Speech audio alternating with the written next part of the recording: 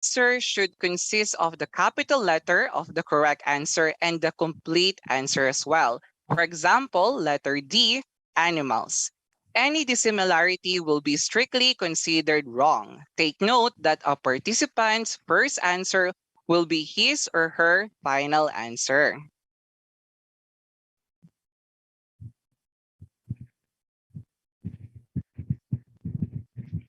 Let's proceed to the next slide for the first question. All right, so for our first question, a development halt due to frustration and anxiety is referred to as A, existential crisis, B, fixation, C, projection, D, neurosis, E, reaction formation. Now, before we answer, all you have to do, guys, is to wait for our signal. All right, so let's start. Go.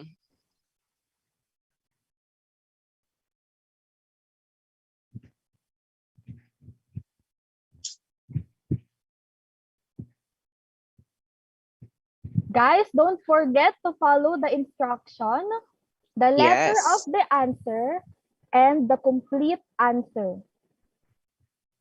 All right. So let's Okay. find out if someone already got the answer. All right. Wait, I'm looking at the Okay. comments. All right. So we have our winner now. Okay. Let me just scroll back again. There are a lot who wanted to win a prize. Yes, I'm seeing a lot of answers. Now let me do the honor. I know. Wait.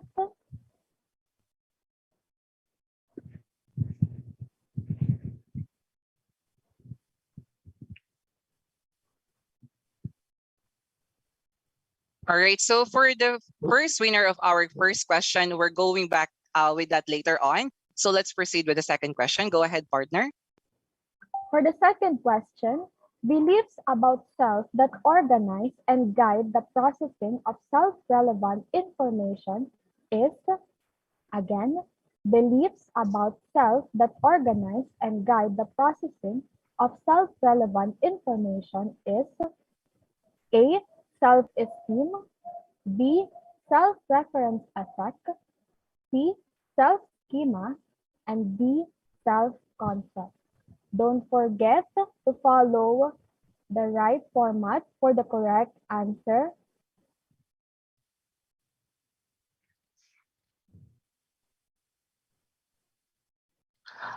All right. So let's find out. All right. So there are still people answering the question. All right. So we're going to give you 5 more seconds. Yes. Okay. So the answer is letter C, self-schema. All right. So as well as the first question, our team will contact you for those who win our first and second question. Now, shall we go ahead and go to our third question? All right. So third question. The act of expressing oneself in ways designed to create a favorable impression is, again, the act of expressing oneself in ways designed to create a favorable impression is A, self-presentation, B, self-monitoring, C, self-handicapping, D, egocentric role-playing. Go. Go, guys. Thank you for actively participating in our event. Nakikita namin ang daming sumasagot at nakikipag-participate. We will wait until we will see the final and correct answer.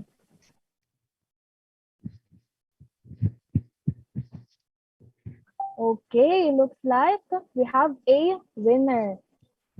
So again, we will see the winner at the end of the game, and we will contact you for your prize. Now let's proceed to the next slide for question number 4. Who said that no one has direct access to your mind like you do?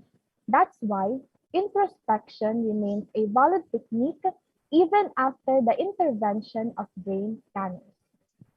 Let me repeat the question. Who said that no one has direct access to your mind like you do? That's why introspection remains a valid technique even after the intervention of brain scanners.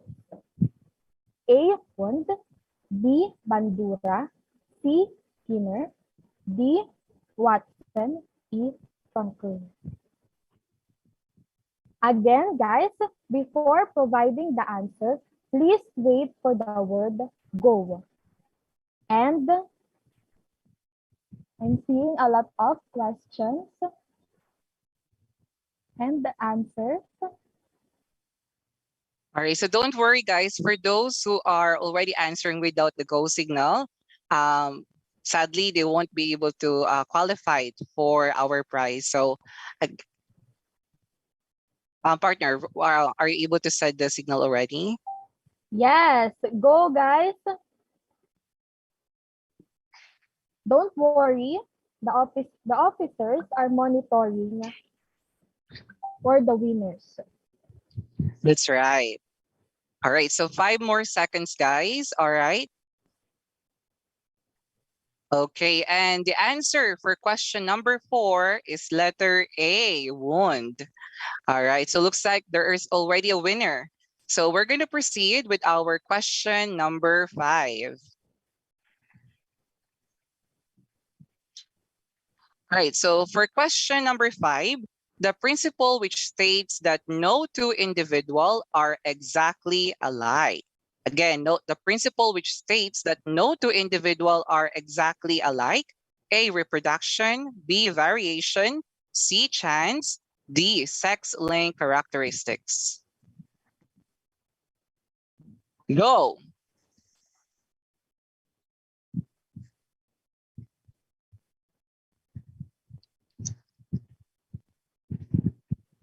All right, so looks like we already have a winner. So thank you for Miss Aida for helping us out. So I was able to see the chat there.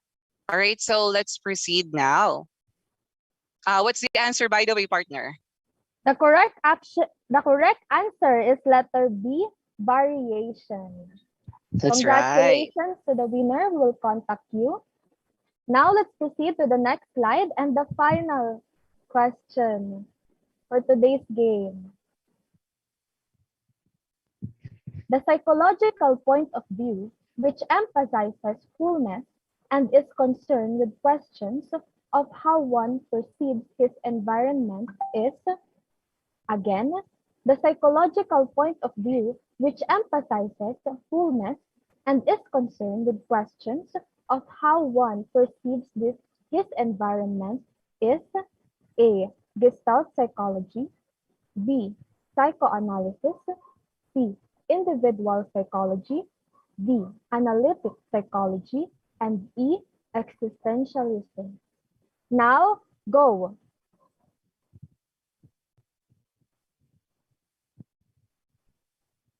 Wow, we already have a winner. So, All right, so that's quick, guys. So the correct answer for question number 6 is letter A, Gestalt psychology. All right, so thank you everyone for participating and congratulations to all the winners. we will contact the winners with our NPCPS officers. Now, shall we enjoy the day while learning and being psychologically empowered in the comfort of our home? Yes, partner. So to officially start the program, let's welcome the NTC Psychological Society advisor, Miss Aida V. Monteroso. Can you hear me loud and clear? Yes, ma'am. Yes, ma'am. To our Dean of the School of Arts, Science, and Technology, Dean Sulain, to the head of the Psychology Department, Ma'am Vanessa Mangunay, Sir Juder Roman, head of the General Education, to the SOAS faculty and students, and most especially to our invited speaker, Ms. Yeng Gatchalian. Good afternoon and welcome to our webinar. We all knew that emergencies happen when we least expect them. Mostly, the intervention given is zeroing the physical wound, but sometimes neglecting the major challenge of managing fears and psychological wounds. This is what we want to address and focus on this afternoon.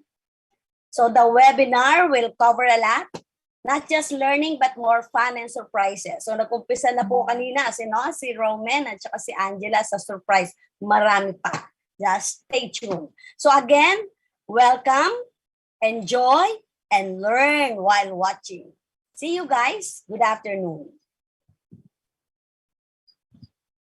Thank you so much for that heartwarming opening remarks, Miss Ida. Now, to introduce our speaker, here is our NTC Psychological Society 4th year representative, Mr. Aaron Labor. Good afternoon, everyone. Our guest speaker today is a registered and practicing psychologist. She is the incoming chair of the newly established Department of Psychology of the Perpetual Health Medical Center and associate professor in the University of Perpetual Health Systems, Delta in Las Piñas. She is also the advisor of the Psychological Association of the Philippines, Calabarzon Mimaropa chapter. She is a former chair of the Teaching Special Interest Group of the Psychological Association of the Philippines, or PAP, and served as member of the board of directors of the same organization. She was also part of the PAP MHPSS, or Mental Health Psychosocial Service Special Interest Group, and one of the conveners of the LGBT Psychology Special Interest Group of the same organization. Without further ado, let us welcome Professor Mariflor Yeng Gatchalian. Hello, hi! Magandang hapon sa inyong lahat. Nako, Ma'am Aida, grabe ang mga fans mo ha. Nababasa ko dito sa chat box. Pagpasok niyo pa lang po, talagang mga I love you kagad. Nako, talagang ngayon makikita natin sobra yung influence sa inyo ni Ma'am Aida. So I'm sure we have many of best future psychologists from NTC dahil nandyan si Ma'am Aida. So Ma'am Aida, hello! Magandang hapon po. Hello. Good afternoon, Ma'am Yeng. Good afternoon. Ito na naman ako. Thank you po at pinaunlakan mo kami. Opo naman. This is actually more of an honor to me. Kasi last time, ma'am, na magkasama tayo dito, no? We talked about the psychology of pink. That was a very, very interesting topic that was given to me. Sabi ko, wow, ang ganda naman ng topic na ito. Kasi talagang it's something that many also asked. Tapos, tinignan natin kung paano siya tinitignan sa science. Ngayon naman, no, ang pag-uusapan natin is something that is not just very important to know, but also very important in our life. Kasi sabi nga, itong others call it intervention. It's actually not a clinical intervention though. Pero magagamit mo talaga siya sa pang-araw na buhay. Actually, every time na sinishare ko itong psychological first aid, people would say, ay, nagagamit talaga siya. No? Nagagamit talaga siya sa everyday life. Ayan, so good afternoon everyone. Ayan, may mga nice to meet you again. Same, Angelo. No? Magandang hapon sa iyo. Ayun, so please allow me to share my screen. There you go. So kanina, sinabi ni Ma'am Aida, hindi mo alam kung kailan darating yung need. No? Actually, it was a very short sharing by Ma'am Aida, pero talagang makikita mo yung gist on why we need to talk about this, diba? Short but very, very rich, no? Yung message ni Ma'am kanina. Kasi dito makikita mo kagad na, okay, so that's the reason why we need to talk about this. Because so many things are happening now, diba? So it's not just COVID-19, but also all other things that are happening to us. For example, dito na lang sa amin sa Calabarzon, no? Nandiyan pa ang banta ng Taal Volcano, di ba? Kumbaga, parang chine-check ko nga sila Ma'am May, no? Nandiyan sila malapit sa Taal, napakaganda ng kanilang lugar. Pero syempre, yung lugar ay ngayon medyo maamoy, pero kahapon hindi because we went there yesterday for my NBI clearance. Quick lang. Tapos ang ganda po rin talaga ng view ng Tagaytay. Kaya safe na safe naman. Pero syempre, alam naman natin na the typhoon and all other things, no? Na talaga namang masasabi mong hindi mo alam kung kailan mangyayari. Diba?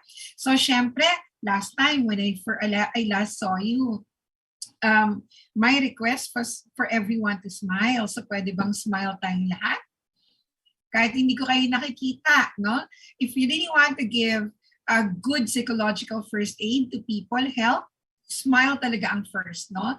But before we begin with that, isi-share ko lang and i-disclaim ko lang that my presentation is actually not fully mine.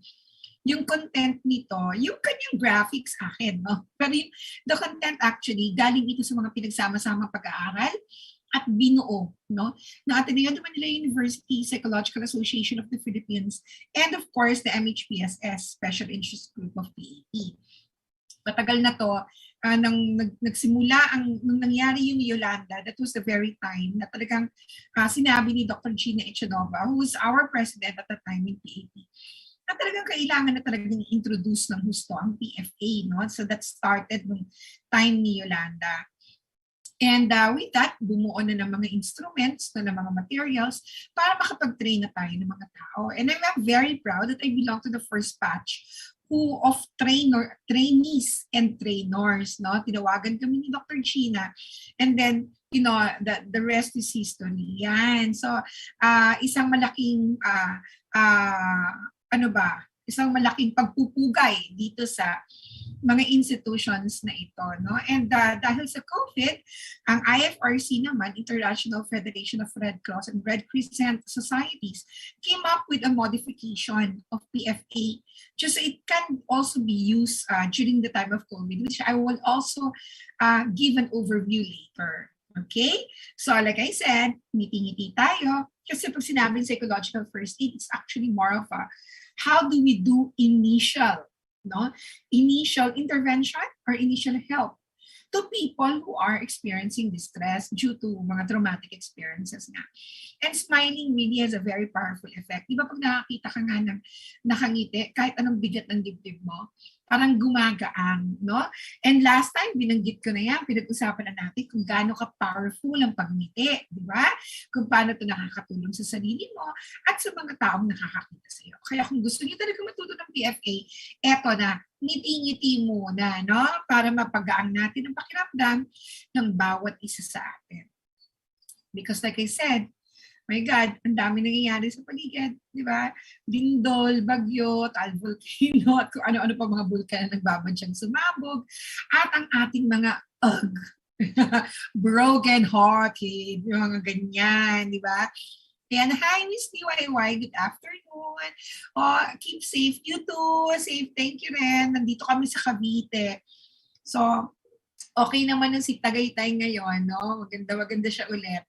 At hindi siya maamoy. Ayan. It helps releasing serotonin. Yes, Miss Janelle. Smiling really helps release serotonin. Kasi kapag ngumingiti tayo, nagigets ni brain yung message na naka-uplift yung lips mo. Tapos diba nga, with that, magsisecrete yung body natin ng serotonin, endorphin, and dopamine. So ito yung mga pampaganda ng pakiramdam. Tapos syempre, pag gumanda yung pakiramdam mo, positive emotions, and there, nakangiti ka na. Pag may nakakita sa'yo, ang gaang ng dibdib nila, gaang ng pakiramdam nila, di ba? So talaga nakakapagpadagdag ng aliwalas sa mundo, kahit na broken-hearted ka, di ba? Kumbaga, ito pa yung isa sa mga dinideal natin di ba? Yung mga tipong hindi kayo nagkasundo ng partner mo, o di kaya medyo mababa yung grade natin dun sa exam nung nakaraan, yung mga ganyan, di ba? Pero sabi nga, no matter what happens, just keep smiling. No? Kasi when you force your smile, kahit paano magiging totoo yan. And that will somehow minimize yung iyong difficult feelings. Big help, especially for me because I am an officer for psychological and legal partnership on Sulang Philippines. Oh, that's good. Sige, you listen some more. But since I'm given only very, very short time to talk about this, overview lang to, but I still hope that this can help you, no? Ayan. So go, Stephanie. And smile and spread positivity, sabi ni Michelle. Yes, no? Talagang smile lang tayo. Ngayong panahon ng COVID, di ba nga, nung nagka-COVID, sobrang hirap kasi 'di ba parang hindi pa tayo nasanay, no? Hindi pa natin nakakasanayan yung mga pamamaraan. Tapos ngayon sanay ka na sana kahit paano, bigla naman magfe-face to face. So panibago na namang hindi kaya naman sanay, na kailangan mo na namang sanayin. And we have to remember that when we talk of stress, ang isang malaking factor kasi ng stress, yung kasi may bagong nangyayari. May bagong nangyayari na kinakasanayan mo pa lang. Kaya nung panahon na nagkaroon ng mga quarantine, no, lockdown, tapos eto na, hindi na tayo makapasok sa school, nag-online class lang tayo, talagang napakahirap na mag-adjust sa ganon kasi hindi naman talaga yun ang nakasanayan natin ever. Diba? Na kumbaga, kagaya namin sa RGO, Diyos ko, alam niyo yung RGO, para kaming parang ano yan eh, SM. Kahit sa panig ng Pilipinas, no, may RGO. Kaya noong mga panahon na review season, Diyos ko po, talagang si Ma'am Merol, pinapadala kami sa Iligan, sa Zamboanga, sa Baguio. Kasi yung mga yan, may mga lugar na yan, nandyan may RGO dyan. So, grabe yung mga biyaheng ginagawa namin noon. At yun talaga yung trabaho ko rin, naman national lecturer, no? Aside from RGO, Knowledge Channel, DepEd, so kung saan-saan ako nakakarating. Kaya, nung nagkaroon ng COVID, and we really had to stay home and do most of the work, if not all, virtually, talaga naman sobrang hirap sa akin. Bakit? Kasi hindi yun ang nakasanayan ko. Kaya, ganun yung nangyari sa atin ng mga panahon yun, no? Hindi ka alam niyo yun, para bang hindi naman ito talaga yung school, pero napipilitan ka umupo dyan, nandiyan yung nanay mo, palakad-lakad sa likod, diba nagkaklase ka, di ba? Tapos kakalabitin ka pa niya, sabihin niya, nak, bili ka na muna ng suka kina Aling Bebang, o di kaya nak, magsaing ka na muna, di ba? Kung nagkaklase ka, di ba? So yung mga ganon, kumbaga, ito yung hindi natin na-encounter nung nasa school tayo. That's why COVID really was something that was very stressful to many of us. And now, balik eskwela. At sa pagbabalik ng eskwela, hindi na yan katulad ng dating eskwela. Noon, talaga namang mega kantin kayo, tawanan, chikahan, hindi na ganoon ngayon. No? Actually, anak ko nag-report na siya sa class for 1 week every 4 days. For 4 days in a week, for 4 weeks, 4 months. For 1 month, yon. So 4 days na sunod-sunod na 4 weeks. Yun yung ano nila. And talagang pati sabi niya, mama, ang hirap kasi even yung kain daw nila, talagang as in 2 seats apart, no? Ganun talagang hinigpitan just to make sure na safe pa rin kayo even when you go out. So with all these changes in our system, in our lifestyle, talagang hindi ganun kadali, no? Na maka-adjust. Kaya napakatlaki ng mga stress, no, na nararanasan natin due to this stress. Or sabi ni Elisa, relate. O, di ba? Sobra ang hirap, no? Ang hirap mag-adjust. And all these things actually cause stress to everyone. Iba-ibang level, iba-ibang panahon, no? At itong stress na to, sinasabi nga, nararanasan natin ito in different ways, different time, different timing, different stages, no? During the pandemic. Tandaan natin na nung nag-quarantine tayo, hindi lahat ng tao at that very day nakaranas agad ng stress. Yung iba, ang dating sa kanila, staycation. Ay, salamat, makakapagpahinga akong 2 linggo. Di ba? Yung iba naman, gulat agad, hindi makakalabas. Di ba? Kumbaga, hindi lahat nitong panahon ng pandemya ay pare-pareho ang pinagdaanan. Pare-pareho ang nangyayari, pare-pareho ang level ng stress. Hindi. Yung iba sa kanila, carry bells lang, mga unang mga panahon, no, na nararanasan.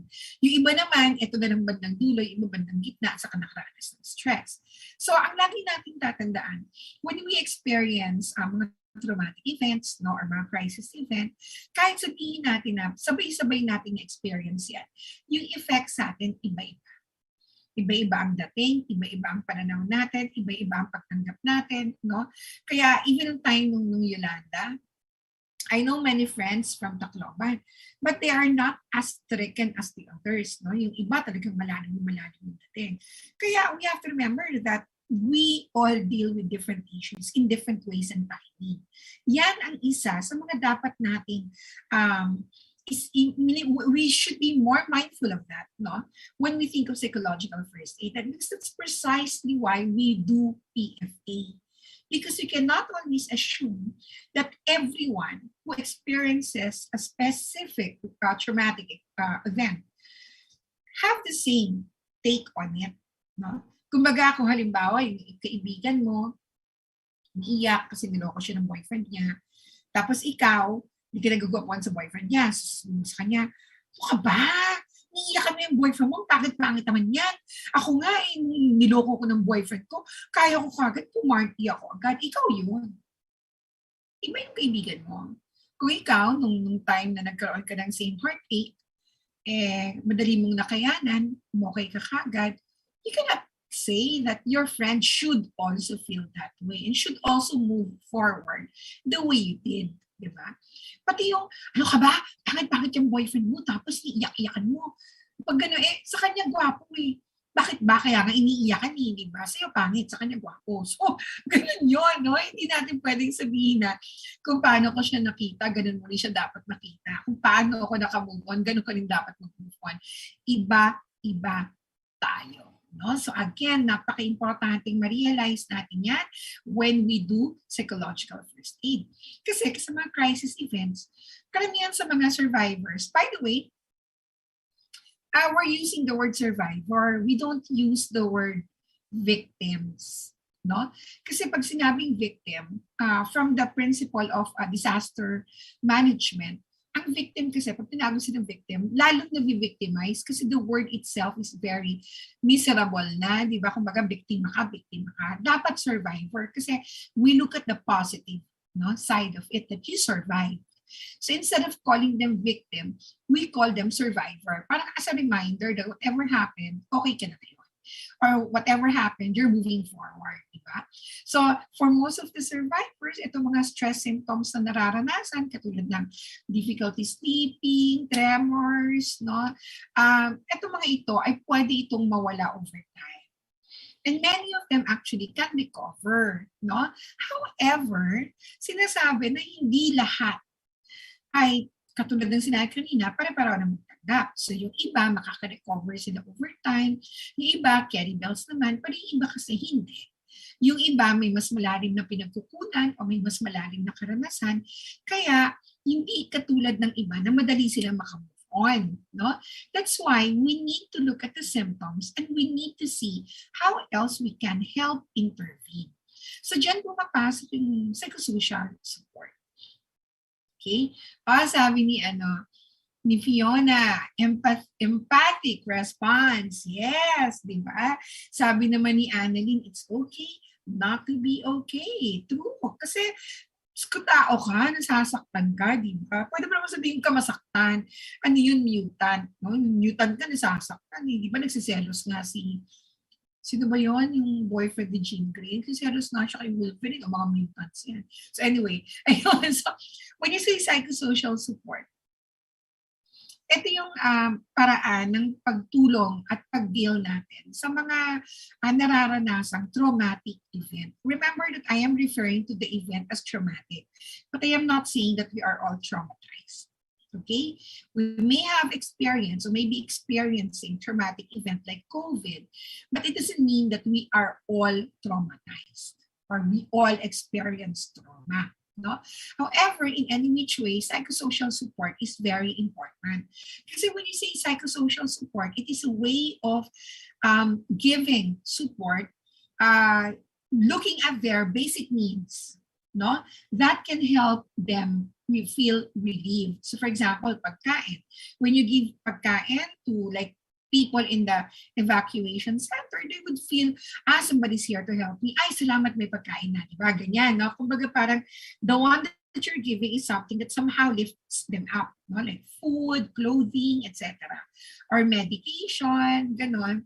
Pero ang psychological first aid, it is a form of psychosocial support that is more than giving material support. Okay? So, ano yun? Ano ibig sabihin nun? Sige, tingnan muna natin. If you look at the screen, it says, okay, so allow me to read. It's an evidence-informed intervention model. So when we say evidence-informed, ibig sabihin, hindi lang ito ginawa Hindi lang ito trip-trip, hindi lang ito pinag-usapan, pinag-meetingan, may PFA na. No, ito ay based sa mga pag-aaral. Actually, yung National Center for Children, WHO or the World Health Organization and the DOH are endorsing, no? They're advocating for this. Ang WHO ginagamit sila to, they even have a manual on this kasi nakita talaga kung gaano ka-importante yung PFA, no, as a first layer of help or first layer of support. So that's why it says in evidence-informed intervention model to assist students, families, school personnel, school partners, and all other else, no, in the, take note, immediate aftermath of an emergency. Which means, ang psychological first aid ay binibigay natin sa unang 3 hanggang 6 na buwan mula nung nangyari yung crisis. No? Ibig sabihin, for example, ngayon nangyari yung lindol. Ngayong nangyari yung lindol, nagkaroon ka ng tremors. No? So from then on, bibilang ka ng mga 3 months to 6 months. Pwede pa yung PFA doon. Okay? Kaya immediate after. So maybe many of you would say, 3 to 6 months pala. 2 taon na po ang COVID. Hindi na pwede ang PFA. Ganito yon. Ang COVID kasi as pandemic, yung effect niya sa atin, nangyayari sa iba-ibang panahon. For example, sabihin na natin, there's a pandemic. We all were locked down. We were all quarantined. We all experienced closing of schools, yes. Pero yung pinaka-epekto nun sa'yo as individual, iba-ibang layers. For example, first year, okay ka naman. Wala namang conflict sa family mo. Okay naman yung family mo. Pero on the second year, for example, last month lang, meron ka ng isang mahal sa buhay na maaaring siguro nagkaroon ng problema na apektuhan ka o nawala siya na apektuhan ka. So yun ang simula ng crisis event mo. Hindi ito nagsimula nung nag-lockdown. Kasi ulitin ko, nung nag-lockdown, iba pa nga happy-happy. Ay, salamat makakapahinga ako. Ay, salamat makakapagligpit na ako ng gamit ko. So parang okay lang, di ba? Hindi naman ganun katindi. Pero ulitin ko, itong panahon ng pandemya, yung pasok ng crisis sa atin, very individualistic. Okay? So yung iba, maaaring namatayan, 6 months after the lockdown. So doon lang yung naramdaman yung impact ng COVID. O di kaya yung iba sa like kami, nagka-COVID kami January. O kaya lang, yung pamilya ko talaga parang hindi marunong makaintindi ng sakit. Kasi tawanan pa kami ng tawanan kahit may COVID na kami. Buong pamilya kasama yung 6 years old kong ako. Pero assuming that that event for us was very traumatic. Just assume, no? So January, February, March, 2 months pa lang kami from that particular event. So if we take that as a traumatic event, 2 months, pasok pa kami sa PFA. Diba? So pwede pa kaming gamitan ng PFA kasi 2 months pa lang. So yun yung tatandaan natin if we think of the COVID. No? So again, 3 to 6 months from the crisis event. And COVID crisis happens for like any time of the year. That's very individualistic. So this one, PFA is designed to reduce, not to remove, but to reduce. If it will remove, then good. But the goal is to reduce the initial distress. So for example, natatakot ka, wala kang kasama, so kung ano yung pinagdadaanan mo ngayon, ayun yung tutulungan natin na makamove on ka. No? The initial distress caused by emergencies and to foster, take note of this, short and long-term adaptive functioning and coping. So si psychological first aid, hindi lang ito nakatutok sa kung ano ba yung kailangan mo ngayon, yun ang ibibigay ko. For example, nasa isang evacuation center tayo, nagbigay tayo ng pagkain. That meets the initial distress. Gutom sila, you give food. Okay? So that is a psychosocial support. But if you look at the second clause of this statement, it says, to foster short and long-term adaptive functioning and coping. Ibig sabihin, hindi ito nagtatapos sa pagbibigay lang ng pagkain. Inaalam mo rin, ano pa yung pwede kong itulong para makamove on tong taong ito. So, ganun siya. No? So, for example, may pyramid kasi ang MHPSS. So, dun sa pyramid ng MHPSS, in the first layer, yun yung mga basic needs of everyone who are affected by specific crisis events. So for example, nung nagkaroon ng COVID, everyone was scared, everyone had that danger of catching COVID, so everyone needed face mask, everyone should not go out. Yan. So yun yung mga common and basic. No?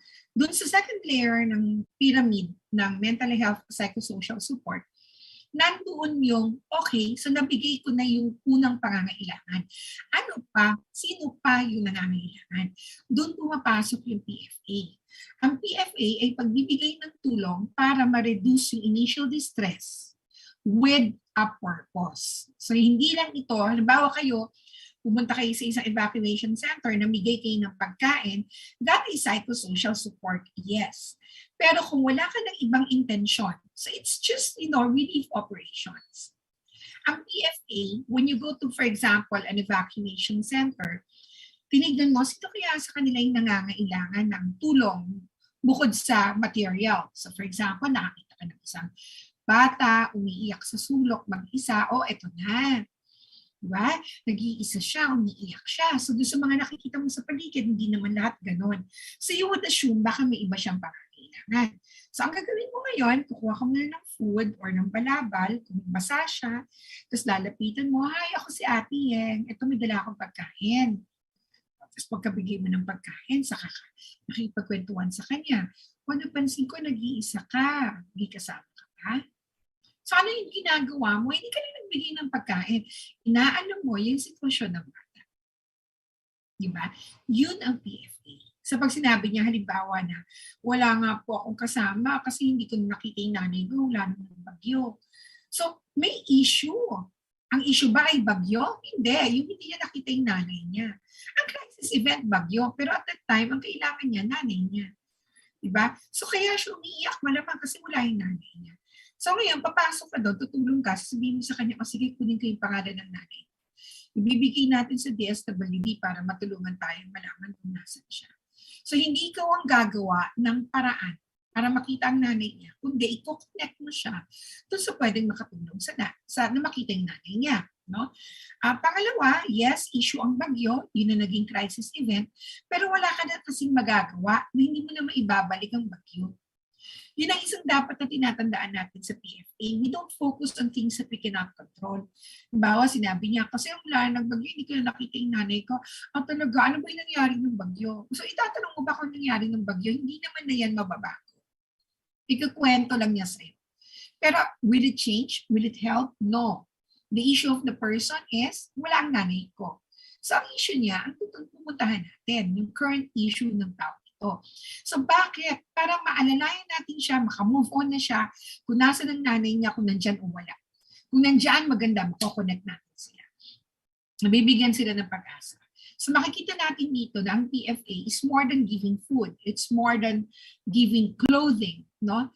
There's more to it.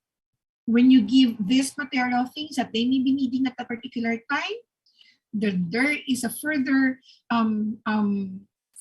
look at what else do they need and how else can I help. Yon ang PFA. No? So si PFA, this is a very important first line psychosocial support. First line, kasi dito natin tinitingnan, ano ang current need food, ano ang current need clothing, yan. Tapos, aalalayan mo na siya para makita natin kung ano pa yung kailangan niya. So like medical first aid, this is not enough on its own. No? Hindi sapat na binigyan mo na siya ng pagkain at inalam mo lang. Kailangan matulungan pa natin sila na kumbaga ay makakonect sa mga mas nangangailangan. So for example, meron kayong kakilala na merong violence, no? Domestic violence. So anong gagawin ninyo? Nakikipagkwentuhan ka lang ba? Kapag nasiguro mo na merong violence na nangyayari, bawa sinasaktan siya, anong pwede natin gawin? Should you go to the police? No, you don't have the personality. In school setting, who has that personality? It's your guidance counselor. So for example, within your circle, you know that one of your friends are being abused physically, then you help your friend, bring your friend to the guidance counselor. And then the guidance counselor will be the one to connect with the proper authorities. So nakita natin, inalam mo kung ano yung pangangailangan niya, tapos nilink mo siya sa pwedeng tumulong sa kanya. Yon ang PFA. No? So this is a humane, supportive response to a fellow human being who is suffering and who may need support. This is not counseling. This is not professional counseling. Hindi natin sila pakikinggan at magbibigay ka ng counsel. As we all know, counselors are licensed. No? They have very specific ways of processing. No, yung mga psychological trauma, psychologists and counselors. So we don't do that if we are not. Kasi baka lalo lang na merong ma-perpetuate doon sa kanilang current situation. Siguro, before I proceed, I'd like to read first kasi medyo humahaba na. Sabi dito, I experienced having panic attacks po after mawala ang mom. Okay, and dalawang kapatid niya, year 2020. Sobrang hirap pa rin tanggapin na sunod-sunod silang nawala because of the pandemic. True, no? It's been 2 years almost, no? Pero nandiyan pa rin. So, yun yung yun yung pwede kasi na at the time that it happened, it was not really properly processed, no? I don't know, pero usually ganun yun. That's why ito nakakatulong si PFA. Kasi si PFA, kung halimbawa at the time that you experience it, tapos merong nag-PFA, kahit paano, no, ay maalalayan tayo kung ano yung next na gagawin. But thank you for being so open. No? The fact that you're able to talk about it, then that will also help you seek further intervention. Kasi we don't need to, wait for a psychological disorder to be experienced. So there's no need for that. Mabigat. So siguro counseling can help just to help ease the pain. We know it's painful, but at least for us to be able to learn how to cope from the pain. No? Yeah. So not ease the pain. Because as we know, alam niyo pag nawalan tayo ng minamahal, ako lagi ko sinasabi sa mga nakakausap ko, I know I cannot do anything to remove the pain. But at least I can help you do something to manage the pain. Diba? So, yun ang lagi natin tatandaan. The pain will always be there. But it's the management that will, help us. So Lorraine, yakap. Difficult, pero yeah, the fact that you're able to say, good, that's good. Stephanie, makatao at supportive na response sa kapwa-tao na nakakaranas ng sakit o suffering na maaaring nangangailangan ng support. Correct. Makatao at supportive na rin. Ito rin sinabi mo kanina. Pakay, mapababa ang acute stress, i-promote ang kanila active coping, paggamit. Yes, very good, no? So this is what PFA is all about. But the process of doing it is usually misinterpreted as counseling. So again, we are not going to counsel here. We actually base what we say on the information that is given to us. That's what PFA is. For example, paano ka nagko-cope? So sasabihin niya sa'yo, ako, ganito yung ginagawa ko. Okay, o sige, sa susunod na maramdaman mo ulit yung palpitation, gawin mo, ituloy mo yung paghinga ng malalim. So meaning you just get information and you also give practical help and solution. No? So this is really not a professional counseling like what counselors do. Next, this is not definitely debriefing. I'm sure many of you have heard the word debriefing. So, crisis intervention, stress debriefing, yan. Nakita noon, madalas itong gamitin, but the reality is that many studies show this is really not good for initial distress kasi ang tendency, not everybody who feels that pain is ready to talk about it. So, si debriefing kasi, nandoon sa proseso yung sabihin mo kung anong nangyari. Kumbaga, i-re-experience. Kasi ang lagi nating tatandaan, when we tell the story of the pain, it's like re-experiencing it. For example, kinuwento mo kung ano yung nangyari nung nangyayari yung crisis event. So as you talk about it, you also re-experience it kasi kinukwento mo. So dito sa debriefing, as you know, may kwento of this very painful event and you are not yet ready, then you are re-experiencing it.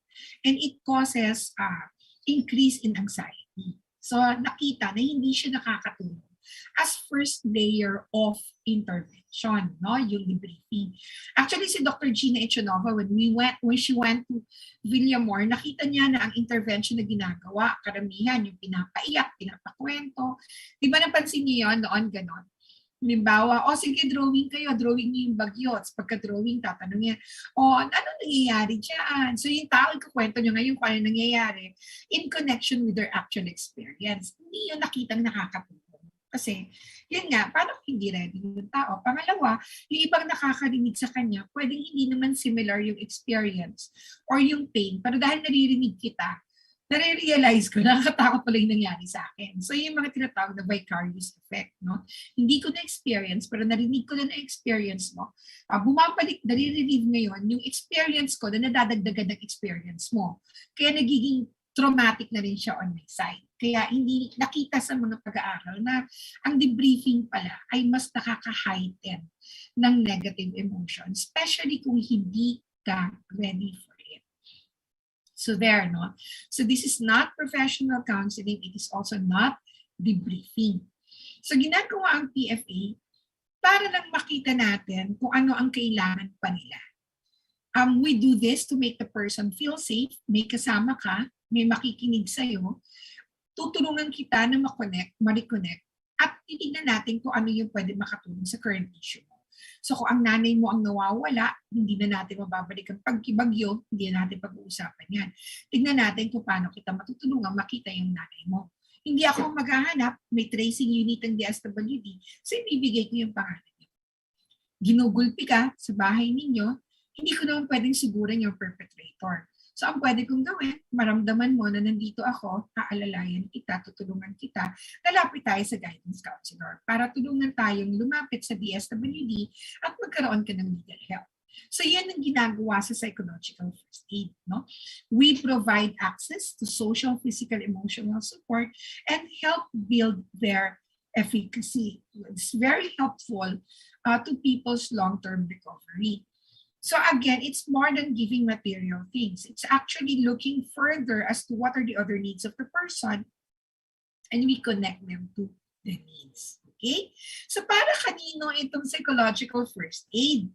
Para daw ito sa mga very distressed people who were recently exposed to a serious stressful event. So kayong panahon ng COVID, di ba? Very stressful event kaya ang COVID. Di ba sabi nga nila, ang COVID daw, hindi lang siya epidemiological issue, it's also a very strong psychological issue. No? So kailangan ng PFA sa mga panahon ito. At pwede ito mapakata, mapamatanda. Sabi nga, hindi lang pang pamilya, pang sports pa. Di ba? And tandaan natin, hindi lahat ng naka-experience ng traumatic event kailangan ang PFA. Kaya pag pumunta halimbawa sa isang evacuation center, kahit sabihin natin na lahat sila naranasan yung bagyo, you cannot assume that all of them need PFA. Kasi iba sa kanila, parang okay lang naman. Or di kaya, carry naman sa ngayon. So, huwag naman ipilit na may problema ako, di ba? Kasi di ba, madalas ina-assume natin, porque kasama ka dun sa grupo na Yolanda, kailangan mo na rin i-process. Hindi lahat ganon. So katulad ng sinabi ko nga sa COVID, lahat tayo naka-experience ng bagsik ni COVID sa iba-ibang paraan, di ba? Hindi naman lahat tayo kailangan ng PFA, no? Merong mga tao na meron pang mas ibang pangangailangan, na nangangailangan, halimbawa sa kanilang moving on. So yun, pwede yung PFA, no? Saan ito ginagawa? In a safe locations. For example, in a personal or face-to-face PFA, pwede ito sa mga halimbawa, sa sunog, huwag kayo dun sa area na nasusunog. Sa baha, huwag kayo dun sa area na meron pang baha. Hanap ka ng magaganda o maayos na lugar at may privacy, no? Pero daw tayo sa privacy. Kasi usually, halimbawa sa school, napansin ng teacher na yung estudyante, parang medyo tahimik siya.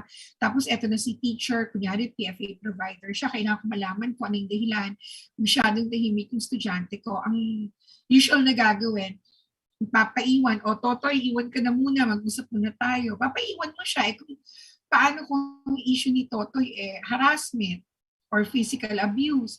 O baka ikaw pa mademanda, sabihin, kinulong mo yung bata sa kwarto, di ba? So, kailangan din natin itong pag-ingatan. So, halimbawa, safe location, privacy means you are in a safe place, private place that is out of the hearing of so many people.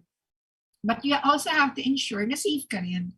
So, magsama ka ng mga dalawang friends niya para meron kayong witness. So ganun yun, yung psychological first aid. Hindi lang natin tinitignan yung safety nung tinutulungan natin, kundi pati yung safety natin. Okay? And syempre, via call, you can also do that, and when there is privacy. Kailan ito ginagawa? During or immediately after an event. For example, immediately after a typhoon, immediately after a volcanic eruption, or it can be done during, like for example, ngayon, COVID. So during COVID, during pandemic, no, halimbawa, namatayan, nagmo-mourn pa, nandyan ka na while mourning, then that's okay. You're needed kasi yun yung time na nag-move on siya, no? And again, like I said earlier, no, from the crisis event, 3rd to 6th month. Yan. And it may be days or weeks or depending how severe, no, the issue is, or no, depending on how severe the case of the person is, no. So ginagawa itong PFA kapag may emergency and crisis situation, kapag merong abuse and neglect, yes, no, hindi lang ito pang bagyo, lindol, pati na rin ito sa domestic violence. And we also do PFA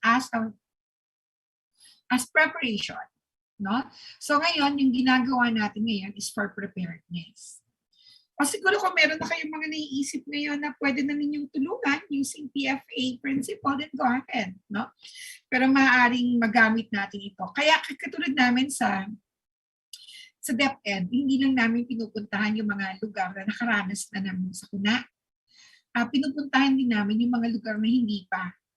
Para yung mga tao na nandun, in case na may mangyari, meron ng marunong gumawa ng PFA. Not that we are morbid, hindi yon, kundi at least, di ba, preparation na. No?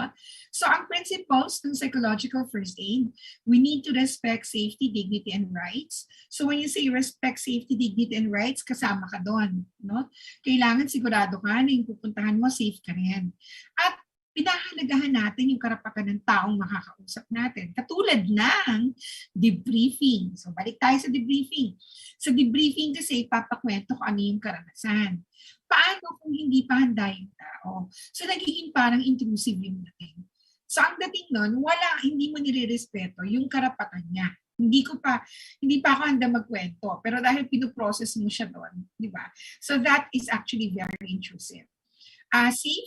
Safety, saan maganda mag-usap, hindi siya mamamarites, di ba? Safety mo rin, for example, katulad ko, ako may asthma. Tapos, 2 years ago, di ba sumabog yung Taal Volcano bago nagpatay? So yung chapter kasi ng Calabarzon, PAP chapter ng Calabarzon, Maropa, very active kasi yan.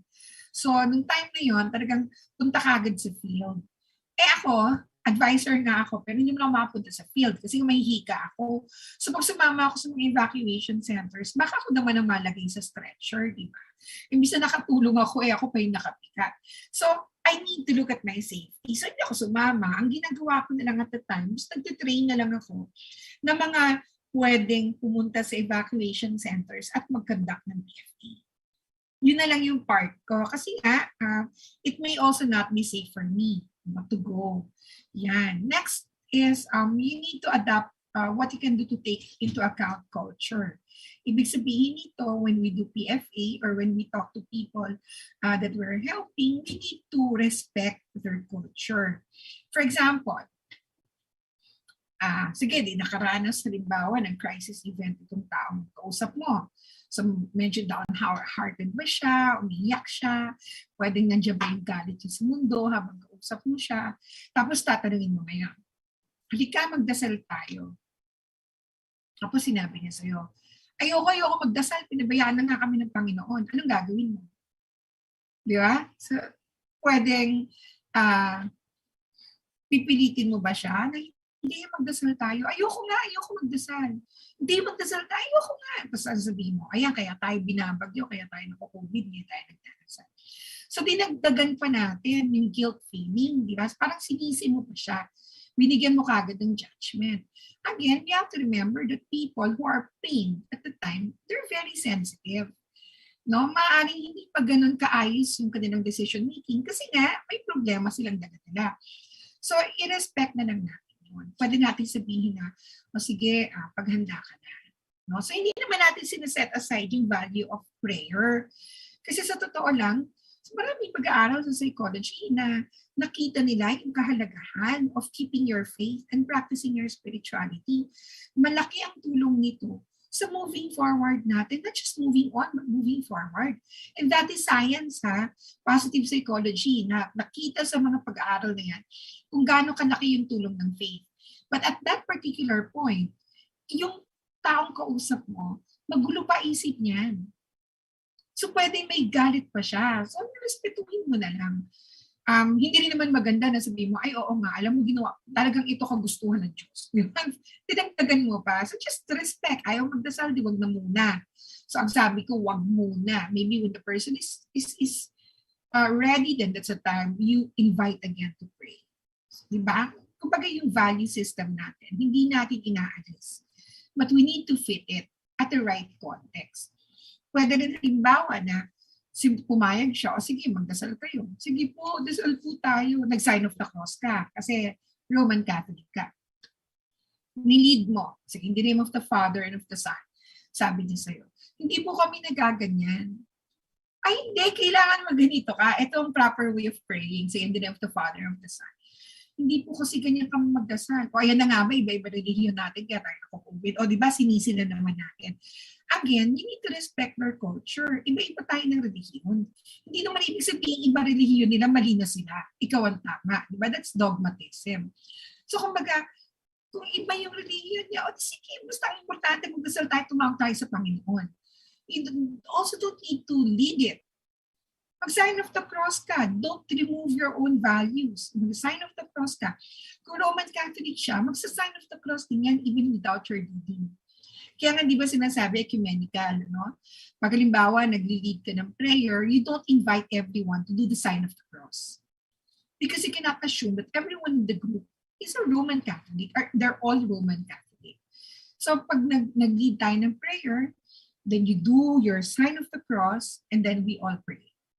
However they want to begin their prayer, depending on how they learn it, depending on their religion, then let them do it. That is giving respect to everyone's culture. So when we talk of culture, hindi lang yan yung race, ethnicity, hindi lang yan yun. Age, religion, gender. These are all part of everyone's context, everyone's culture. So in PFA, we put value so much on everyone's culture. Kailangan maramdaman ng taong ito, nakausap mo, na hindi natin sila sinusukat at hindi natin sinusukat ang pagtulong base sa kung ano yung sino sila o ano yung meron sila. Diba? Be also aware of other emergency response measures. Kapag tayo tumutulong, kailangan alam natin kung ano yung mga available. Halimbawa, dito, panahon ng COVID, meron kayong mga kaibigan na kunyari, hindi na pumapasok, kaklase hindi pumapasok, nabalitaan niyo may COVID. Diba? Ngayon, actually, hindi na masyadong issue, pero di ba noong mga panahon niya, kung may COVID, sige na ito, anong gagawin natin? Alam nga naman, puntahan niyo. Hindi nyo pwedeng puntahan kasi tignan nyo, safety, di ba? Safety mo rin. So hindi, anong pwede mong gawin? Message mo, hi, pwede kitang tawagan. Pag pumayag, tawagan mo, kumustahin mo. Di ba? Tapos tanungin mo siya, nakapagpatingin ka na ba? Meron nakapagpa-consult ka na ba? So kung sinabi niya hindi pa, o dahil ikaw, alam mo yung mga emergency response measures, sige, ito, doon ka barangay tayo, ito yung contact ng barangay health natin, bigay ko sa'yo ha, para tumagan mo. So emergency response measure yon, dapat meron tayo noon as PFA provider.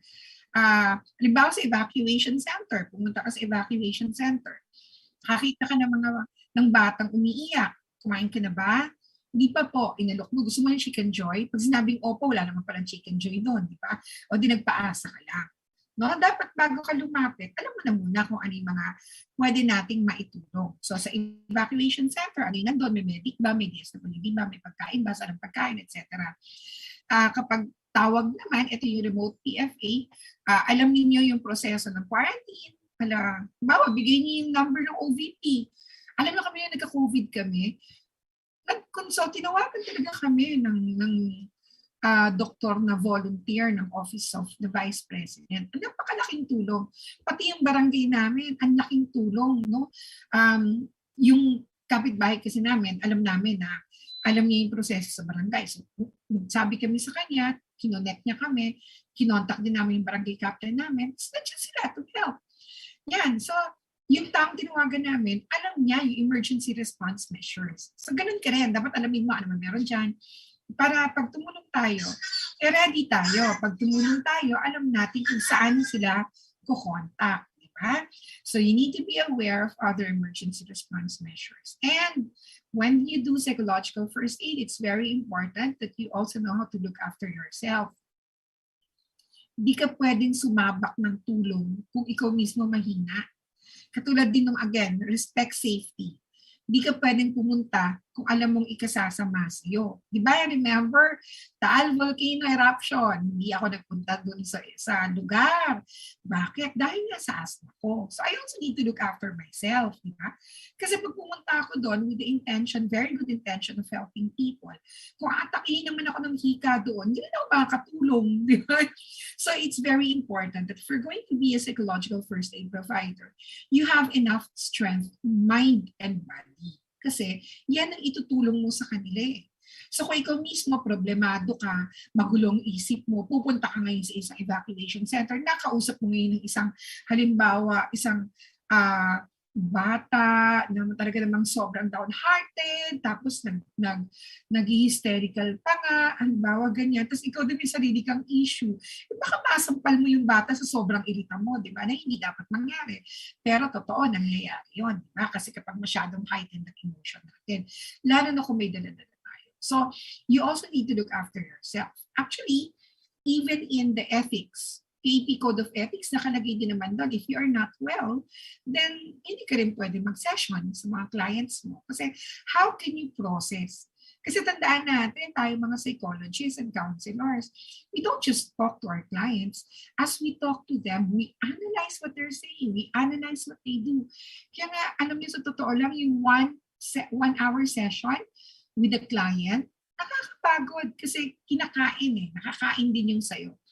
Pagkausap mo, tinitignan mo yung kilos niya, yung sinasabi niya, ina-analyze mo yun para alam mo kung ano intervention na dapat mong gawin, niintindi mo. Kaya kung halimbawa medyo meron kang pinagdadaanan, hindi ikaw fit, no, at that particular time.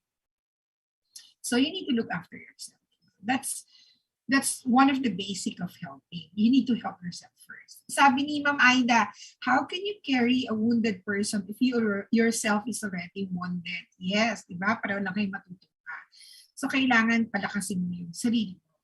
So, handa ka na ba? Paano mo malalaman? Kailangan bago ka mag-enter ng isang crisis site, dapat, again, alam mo kung ano yung meron. Diba? Para alam mo rin yung kung ano yung i-share mo. So you need to learn about the crisis event. Ano ba to, sunog ba to, COVID ba to, no? You also need to learn about available support services, diba? Para alam mo rin kung ano yung i-offer mo, and security and safety concerns. No? So kung pupunta ka sa isang nasunugang community, pag may nakita kang kakausapin mo, alamin mo kung how further you can help, kailangan hindi kayo dun sa lugar ng naglalagablab ng building. Ilayo mo siya ng konti doon, di ba? So ganun yun, you need to ensure safety and security. And now, with COVID, hindi tayo nagpaawat. Yung PFA na kilala natin ay minodify para mag-fit sa COVID. So ito yung tinatawag na remote psychological first aid. Ang isa kasi naging issue, like for example, ng Ulysses, ng panahon ng Ulysses, COVID time na yun. So gustong-gusto namin pumunta doon sa evacuation centers. Kaya ang problema doon, pwede maging super spreader. Either yung mga pupunta sa evacuation center ang magdadala ng virus, o ikaw mismo nagka-virus at inilabas mo pag alis mo doon sa evacuation center. So isa yun sa mga naging issue ng chapter ng AP dito sa Calabarzon ng panahon ng Ulysses. Kaya doon sa mga officers, mga 10 or 12 lang yata yung bumaba, no, para maiwasan. And all the others are doing remote psychological first aid. So paano ito ginagawa? We still provide help by keeping a physical distance to others, but ensuring that we are socially connected. So this is the time that we use the technology. No? tumatawag tayo, Zoom calls, o di kaya phone call, text, no? Just to check kumusta na sila, ano yung kailangan nila, para alam nila na meron pa rin mga tumutulong sa kanila. Because again, as we know, lalo na ng mga unang tinatamaan tayo ng COVID, na talaga namang sobrang, pag may COVID ka, pakiramdam mo talaga mamamatay ka na, di ba? Parang ganun lagi yung karugtong nun. Pag na magka-COVID, mamamatay. Pero alam natin, hindi naman ganun yung nangyari, na mababa naman ang mortality rate ng COVID. Pero delikado pa rin siya. Kasi may mga long COVID, etc. So dahil doon, karamihan ng mga panahon yun na nagkakaroon ng COVID, parang they feel helpless, hopeless, yan, sila ako pupunta, paano kami, baka nakahawa ako. Actually, sa mga studies, nakita nila na ay isa sa pinakamabigat na pinagdadaanan ng taong may COVID, yung thought na baka nakahawa ako sa pamilya. Kasi di ba tayo naman pag nagkakasakit, feeling natin, kaya natin eh. Di ba may mga ganyan o karamihan. Pero parang ang hirap kasi makontrol, yung baka nahawaan ko yung pamilya. Na hindi mo naman dapat isisi sa sarili mo yan, no? Kasi hindi naman, si COVID kasi very insidious, di ba? Pag sinabi kasi insidious, hindi siya katulad ng, pag pumasok sa katawan mo, pak kagad yung symptoms, katulad ng Ebola, di ba? Pero si COVID, dahil insidious siya, meron ka na pala, hindi mo pa napapansin. So patuloy yung interaction. Kaya nangyayari, nagkakahawaan. No? Kaya mabilis yung hawa niya kasi hindi mo alam, nandiyan na pala siya. So you shouldn't blame yourself if, for example, ikaw yung naging carrier sa family. But then again, yun nga yung isa sa mga dinadala nila. That's why malaking tulong yung meron silang nakakausap, meron silang nalalabasan ng mga issues nila, no? Meron silang nalalabasan ng mga worries nila, or at least somebody to help them find source or, source as to where they will buy or get their medicine, ganyan. So malaking tulong na yon. So that is already psychological first aid. Like for example, I had a friend who at the time was already manifesting symptoms. So kami kasi, nung nagkaroon kami ng COVID, hindi kasi kami yung tipo na, huwag natin sabihin kahit kanina. Parang kami is more of, yeah, it's okay to share, di ba? At least people would know we have COVID. And maybe they can also ask kung paano namin natulungan yung sarili namin, saan kami humingi ng tulong. So yung isang kaibigan ko, she was already experiencing symptoms. Nakatira siya sa condominium. So she messaged me and she said, eto yung symptoms ko, ganito rin ba yung sa'yo? Sabi ko, medyo ganyan. Sabi niya, ano naman tinitake mo? So, tinawagan ko siya. Sabi ko, ikaw, nagpatingin ka na ba? Hindi pa daw siya nagpapaswab. Kasi natatakot daw siya na baka paglabas niya, makawa lang siya kasi nasa penthouse siya, 30th floor ng condominium, elevator, maraming sumasakay, etc. Pangalawa, paano daw kung hindi naman COVID yung nararanasan niya? Baka paglabas niya, lalo lang siya magka-COVID kasi nga, ang taas talaga ng cases. This is around January, di ba grabe yung cases? So ako naman, tinanong ko siya, sinong kasama mo sa bahay? Meron bang pwedeng lumabas? So, hindi, kasi ganito. So what I did was, meron akong Viber number ng Mercury drug. I-order mo yung vitamins mo through this number. Tapos pwede mo namang ipalalamove na lang. At least that way, natulungan siya. Diba? Friend ko nagbebenta ng vitamin D, o ito, gusto mo i-connect kita, usap kayo kung paano mapapadala sa iyo. Yung mga ganon, PFA na yun eh. Inalam ko kung ano yung kailangan niya. Hindi ako yung bumili ng gamot, hindi rin ako yung kumonta kasi kaya pa naman yung kumontak. Hindi ako yung kukontak. Binigay ko yung number. Kasi hindi naman ibig sabihin mag-PFA ka, binipaying mo na yung tinutulungan mo na, sige tatawagan ko, sige ako magpapadeliver sa'yo. Hindi ganun yun. Kung kaya pa nila, halimbawa, ito yung number, tawagan mo to. Para sila mismo, meron silang sense of responsibility sa sarili nila. At hindi nawawala yung sense of efficacy nila. Kaya ko pa, kaya kong alalayan yung sarili ko. Diba? So, ganun yun. So, at the time of COVID, hindi tayo pwede magsama-sama, hindi sila pwede puntahan kasi delikado pa rin. Pwede natin gamitin yung mga pagtawag na ito para ma-check natin sila at mabigyan sila ng tulong. So, remember, ang psychological first aid, meron itong tinatawag na core actions. Okay? So, ano-ano to? Tandaan nyo itong core actions sa L. Tandaan natin na ang psychological first aid, ginagamit natin ito na hindi natin kailangan ng maraming materyales, no? Presensya mo pa lang, makakaalalay ka na ng tao. To make the person feel secured, na meron palang handang tumulong sa akin. At dito, gagamitin mo yung core actions ng LLL. Ano yung LLL? Ano yun? Look, listen, and link. Okay? So, ang core actions ng PFA ay look, listen, and link. Ito yung tatlong ginagamit natin sa pagtulong, no? Kapag PFA modality. So, paano yung look? Yung look, ito yung aalamin mo. Ano ba yung sitwasyon? Di ba kanina, sabi nga, principal yun eh. You need to know the situation. So, ano yung situation? 3 araw na siya hindi pumapasok, baka may sakit. Hindi kaya, ano yung situation? Lindol, bagyo, sunog. Yan. So, dapat alam yun. Pangalawa, sinong nangangailangan ng tulong?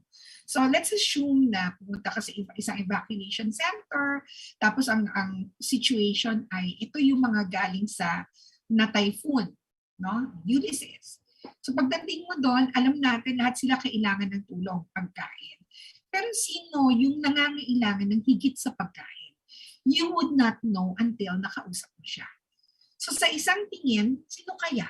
Baka yung batang yan, baka si ganito, baka si ganyan. So titignan mo ngayon yung mga symptoms. For example, umiiyak, nasa sulok, nagwawala, hindi nakikihalubilo. So yun yung mga signs na makikita mo na ito yung nangangailangan bukod sa pagkain. So lalapitan mo, bibigyan mo ng pagkain at kakausapin mo. No? You also need to know ano ba yung mga risk. Halimbawa, ngayong panahon ng COVID, ano yung risk? So yung kaibigan mo hindi na pumapasok, ano yung risk? Pupuntahan mo ba? Hindi, risky sa iyo yun. Tatawagan mo. So you need to know the risk of the situation so you know also how you can prevent danger and harm to yourself and to the person that you're going to help. Kung sunog ang issue, ano ang risk doon? Baka yung area ay medyo may mga apoy-apoy pa. So, wag mo dun kakausapin. Ha? O di kaya kung sunog ito, may hika ka, wag kang pumunta kasi risky sa'yo. And then you also should know, ano may mga practical and emotional needs. That's why, di ba, kanina sabi ko sa inyo, kailangan alam niyo yung mga measures, alam niyo yung mga available, alam niyo yung mga proseso, para kapag ikaw ay lumapit na sa taong ito, nakausap mo na, nalaman na yung pangangailangan niya, ay maaalalayan mo siya ng tama, sa tamang paraan. Alam mo yung proseso ng quarantine, sasabihin mo, ganito, kontakin mo yung barangay captain nyo, tapos sabihin mo yung sitwasyon mo. Alam mo yung sitwasyon. So, alam mo yung mga needs nila, alam mo rin kung paano ito aalalayan. It is also very important that we expect emotional reactions. Tandaan natin na ang mga tao, iba-iba ang pagtanggap nila dun sa mga crisis events na experience natin. So, maaaring iba sa kanila masungit, di ba? Very sensitive. So, minsan, di ba, yung kaibigan mo, tatawagan mo, hello, napansin ko, hindi ka na pumapasok 3 araw na. Nabalitaan ko, may sakit ka daw. Ganda ng intention mo, di ba? Sabay sinabihan ka ng, oo, pero hindi ko kailangan ng tulong, no? Sabay binagsakan ka ng phone. Anong gagawin mo? Diba? Tatawagan mo ba ulit sa awayin mo? Kung tinutulungan ko, pagkatapos ikaw pa yung ganyan sa akin. Hindi, pabayaan nyo na. Expect na ninyo yan kapag ang tao may pinagdadaanan, very sensitive. So, kailangan kung tutulong tayo, kasama sa paghahanda, yung expectation ng mga emotional reactions nila. So, the most vulnerable population, sinasabi nga, na sa look, kailangan nakikita natin, alam natin kung sino yung mga nangangailangan ng tulong. Karamihan sa kanila, mga senior citizen o mga bata, di ba? Yung mga nakatira sa isang conflicted home setup, halimbawa, yung may mga violence, no, domestic violence, ganyan. So yan yung mga vulnerable, yung mga mag-isang namumuhay, o di kaya yung mga namatayan, kahit hindi pa COVID ang issue, pero may nangyari sa kanila nung panahon ng COVID is also very difficult kasi mag-isa nilang dinadala or limited, wala silang masyadong social interaction. No? Yung mga survivors ng COVID, kasi di ba yung iba na naka-experience ng COVID, meron din silang mga maaaring hanggang ngayon dala-dala ba nila yung karanasan. Actually, iba nga di ba, dahil nga nagkaroon ng COVID. Ngayon, kapag inuubo, feeling nila may COVID na sila ulit. So parang ganyan. Kaya, ito yung population na makikita natin mukhang nangangailangan ng tulong natin. Kaya ngayong panahon ng COVID, kung halimbawa na meron kayong mga kakilala who belong to the vulnerable population, you don't need for them to, call you and ask for help. Sometimes, tawagan natin, kumusta ka na ba? Ganyan, di kayo padala nyo ng mga messages. Yan, kasi sila yung alam natin na sa mga panahong ito, kailangan na may nakakausap at napaparamdaman na meron silang kasama. Diba? Kung meron kayong mga kaibigan na nakakaranas ng distress, pwede ninyong i-message na, nandito lang for you ha, ganyan, o di kaya I love you, ganyan. So at least they will feel good, somebody's here, may nag-iisip sa akin ngayon, may nagmamahal sa akin, diba? So it's, one way of helping them. Next, letter L is listen. Ano naman yung listen? So kung alam mo na kung sino yung nangangailangan, you should know how to begin the conversation. For example, tinawag mo yung kaibigan mo. Huwag mo sasabihin na, hello, huy, may COVID ka daw. Hindi ganon, no? Kahit paano kaibigan mo yun o hindi, you still need to do it properly. So you need to know how to begin the conversation, and when they talk about their issues, please pay attention, listen actively. This is actually very, very difficult in a remote setup kasi hindi ka nakikita. Kung magkasama kasi kayo, makikita yung pagtangutang mo, diba? Pero kung hindi kayo magkasama, kausap mo lang, so hindi nakikita yung pagtangutang mo, yung pagtingin mo sa kanya, walang eye contact to. So halimbawa remote, pwede naman na, oo nga, oo. At least maririnig niya, nandiyan ka pa rin. No? So pay attention and listen attentively. Let's help them keep calm. Hindi mo sasabihin na huwag kang umiyak, huwag kang masaktan. Hindi, kasi hindi naman, it's like invalidating their feelings, invalidating their emotions. Pakinggan mo lang. Tapos, pwede mo silang tulungan. Halimbawa, very anxious sila. Pwede mo silang tulungan na huminga ng maayos, no? Yung deep breathing, proper breathing para makalma sila at mabawasan yung kanilang anxiety. And then we ask, don't assume, ha? Let us ask, ano ang kailangan? Kasi kadalasan, di ba, when we help people, we tell them, drink vitamins, bumili ka ng vitamin D. Kung meron na, ang feeling niya, dinidiktahan mo sila. Tanungin natin, may naiinom ka ba? Anong mga vitamins na iinom mo na? Gano'n, sino kasama mo dyan? Kasi minsan parang we tend to be, manipulative, no? We tend to dominate. For example, I'm here to help, so this is what you should do. Hindi gano'n. I'm here to help. What do you need? You get that? When we give psychological first aid, ask them, anong kailangan mo? Sino kasama mo? May bibili ba? Diba? Ano yung difficulty? Hindi natin i-assume na may sakit. Halimbawa, sinabi sa'yo na may nararamdaman siya. Tapos minsan isinisisi pa natin, kasi hindi ka nagpatingin. Kasi naman, noon pa sinabi ko na sa'yo, patingin ka, hindi ka naman sumunod. Huwag na natin i-blame, di ba? Itong taong to nagsasabi na nga sa'yo ng nararamdaman niya, sisisihin mo pa ba naman, di ba? O di kaya, kasi naman, yosi ka ng yosi. Huwag na gano'n. Dapat hindi na dapat natin yan binabanggit pa muna at that particular time, no? Pasensya, may tumatawag akong call.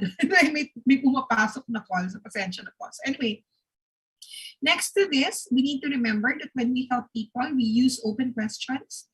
Sino, anong kailangan? Let us not ask why. Kasi kadalasan, may why, no? Bakit yun ang nararamdaman mo? Bakit ka nalulungkot? Bakit ka natatakot? Kasi nakita sa motivational interviewing na kapag meron daw why, pag tayo daw ay nagtatanong ng bakit, ang dating nun parang judgmental. Yun, nasa motivational interviewing. So mas maganda yung open questions. Anong nangyari? No? Nasaan ka ba ngayon? Sino kasama mo? Yan, no? Ask one question at a time. Huwag natin silang binubugbog ng maraming tanong. Kasi baka ma-overwhelm sila, hindi na nila alam ang isasagot sa'yo. So instead na katulong ka, nakagulo ka pa ng isip nila. At huwag natin ini-interpret yung sinasabi nila. Kung hindi mo naiintindihan, tanongin mo ulit, sa pagkakaintindi ko, wala kang kasama ngayon na bibili? Tama ba ako? Ganon. Hindi yung kung paano mo siya naintindihan, yun na agad. Diba? And be aware na okay lang if they react with anger, frustration, because again, they are at that point in their life na mahirap yung nararamdaman nila. Kaya madalas nakukonfuse sila, no? Madalas hindi nila alam kung ano yung tama at dapat na maramdaman nila. So, napakahalaga na maiparamdam natin sa kanila na nandito tayo para sa kanila. You know, I wish I can really talk about this fully because meron din mga guide kasi ito na ano yung mga hindi mo dapat itanong. Ano yung mga hindi mo dapat sabihin. Pero more than talking about that, it's very important that everyone would know that the line, alam kong hindi ito madali para sa'yo. No, hindi ito, sorry, may ito. Oh my. So, maya, nako, ayan. Ayan. Siguro, importante yun, pero sige, mamaya na. Usually, we make people feel better when we say, alam ko hindi ito madali para sa'yo. Ang usual kasi nating nagagamit ng mga salita ay, halimbawa, alam ko nararamdaman. Actually, yung linyang yan daw, nakita sa mga studies, hindi pala siya nakakatulong. Kadalasan lalong nawawala yung tiwala nila, no? Sa kakayanan mo tulungan sila. Kadalasan dating yan bola. Hindi nga, alam mo, di ba?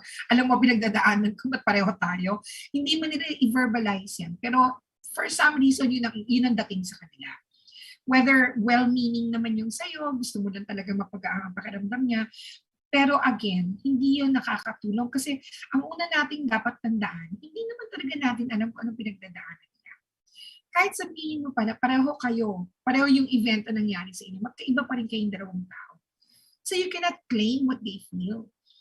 It's safer if you say, alam ko hindi ito madali para sa. I remember I have a friend who was in a relationship. They were engaged. She was engaged for, I think, 6 years. No? They got married. And the husband died in a year of marriage. Hindi madali para sa kaibigan ko. It was really super, super difficult for her. So I would just check her out. Oh, hello, kumusta na? Ganyan. And then one time, medyo hindi ko siya ginulo ng konti. After a month, I called her up and I said, oh, how are you? Okay naman, I'm still moving on. Sabi niya, but you know, it's still so painful. Ang hirap-hirap pa rin. Yun yung sagot niya sa akin. And I said, oo naman, hindi naman ganun kadali. Sa haba ng pinagsamahan ninyo. At saka sa lalim nito, yung talaga ganun kadali. And you will still feel the pain. Nung sinabi ko yun, umiyak siya. Sabi niya, alam mo, ikaw lang ang katangi-tanging tao na nagsabi sa akin, okay lang itong nararamdaman. Kasi siya daw, halos lahat ng makausap niya, ang sinasabi daw sa kanya, naku, kailangan mag-move on ka na. Naku, iyak ka ng iyak, baka mamaya niyan. Alam mo, nabibigatan yung kaluluwa niya, nakikita niya, nahihirapan ka. Nahihirapan siya doon sa kabilang buhay. Gusto mo ba yun? So siya tuloy, kapag umiiyak daw siya or naiiyak siya, pakiramdam niya, nakakabigat siya lalo dun sa asawa niya. So naging guilty ngayon siya pag hindi niya mapigilang umiyak, tapos umiiyak siya. So sorry daw siya, sorry, ganyan. Kaya ayoko na talaga mapigatin yung kaluluwa mo, kaya hindi ko talaga mapigil na miss kita. So she feels really na ang bigat ng ginagawa niya. So people were telling her, you need to move on, you need to ganito, hindi ka dapat malungkot, kasi nandito naman kami para sa'yo, ganyan.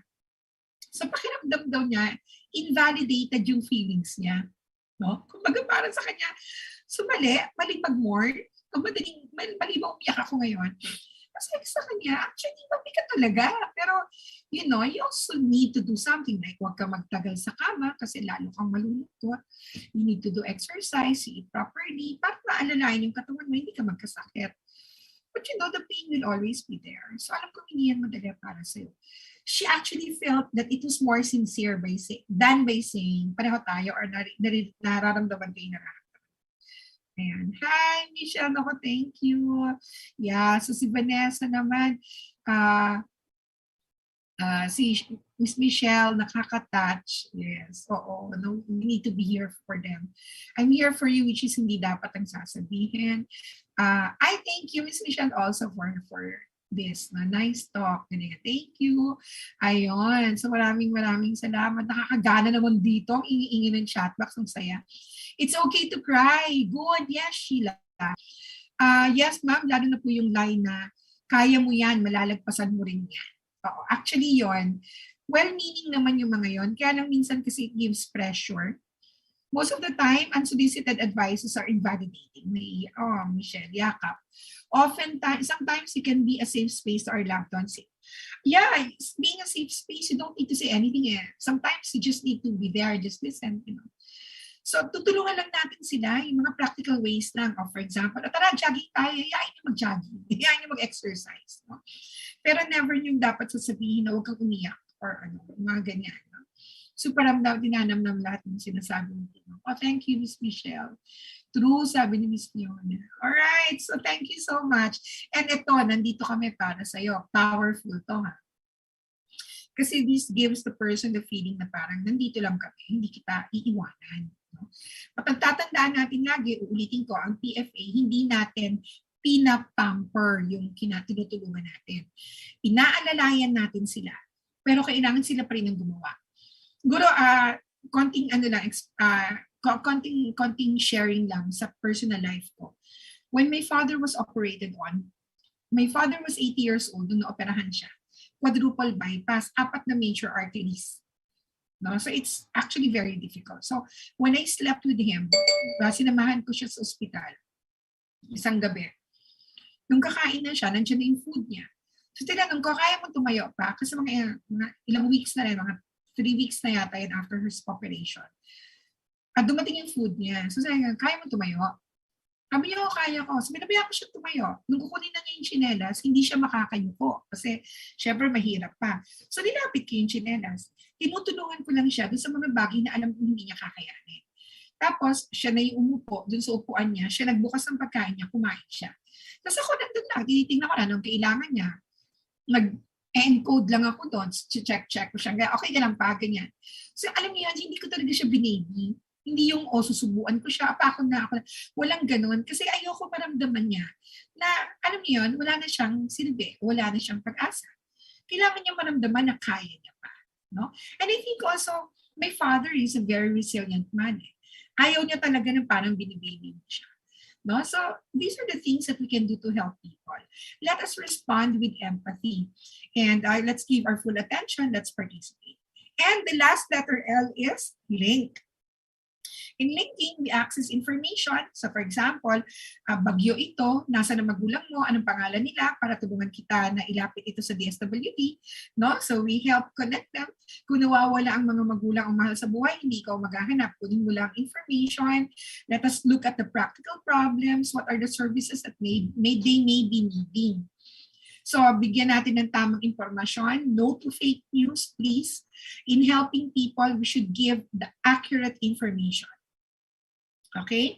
Halimbawa, noong panahon na sumabog yung taal, ang tanong daw usually sa mga PFA providers, sasabog pa po ba yung taal?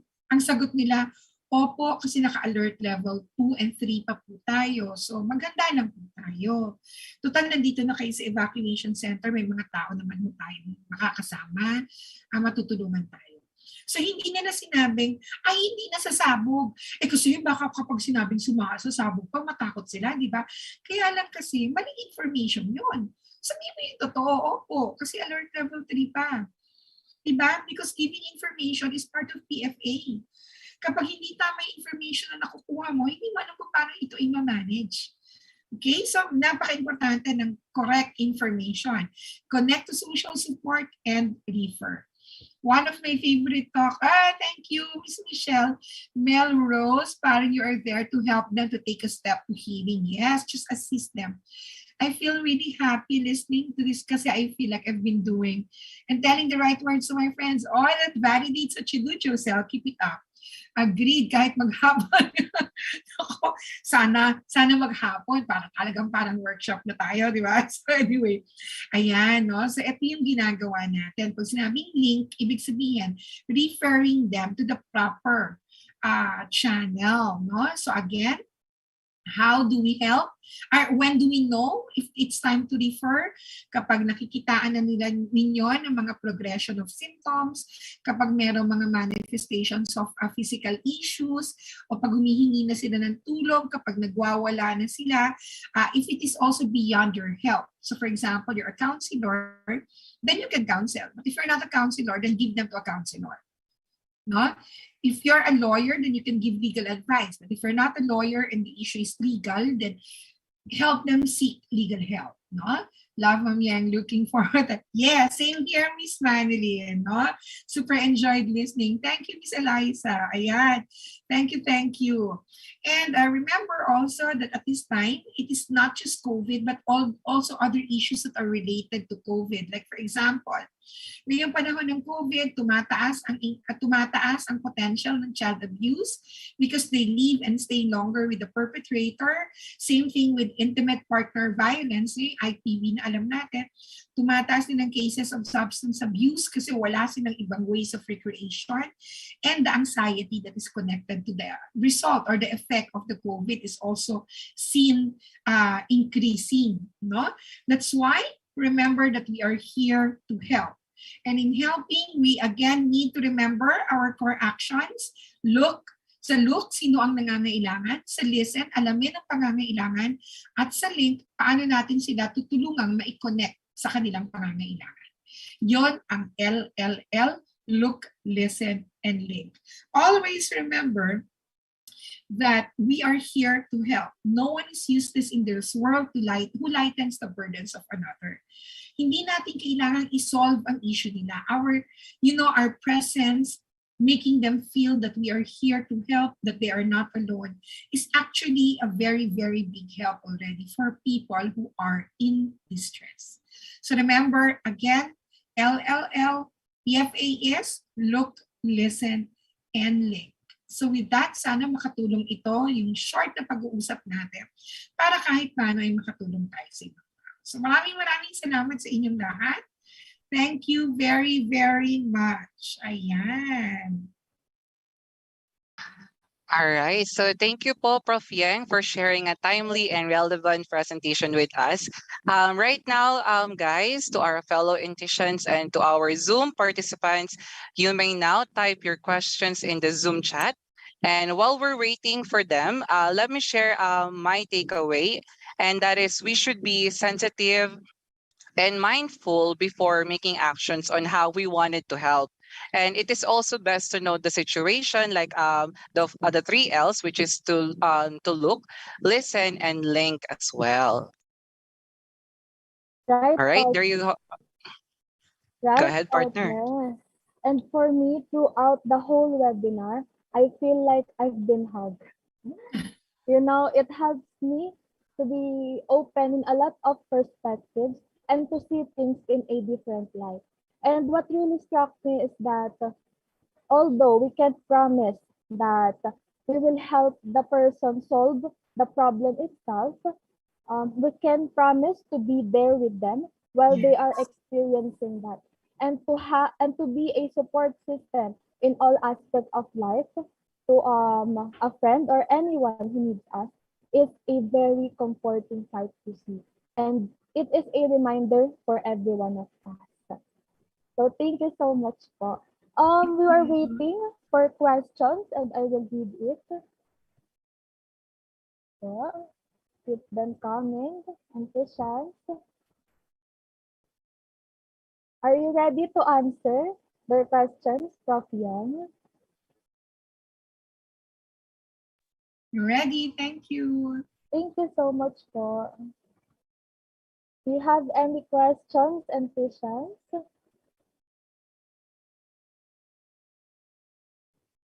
Yan. Let me read the first question.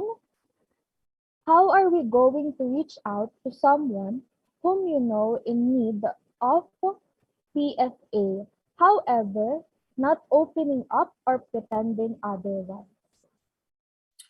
Okay, so how are we going to reach out to someone whom you know? Pag sinabi mo kasing whom you know in need, ibig sabihin na-look mo na. May nakita ka na sa kanya na maaaring kailangan niya ng PFA, di ba? Tapos nung in-approach mo, nag-resist siya. Kapag ganon, pabayaan mo na lang.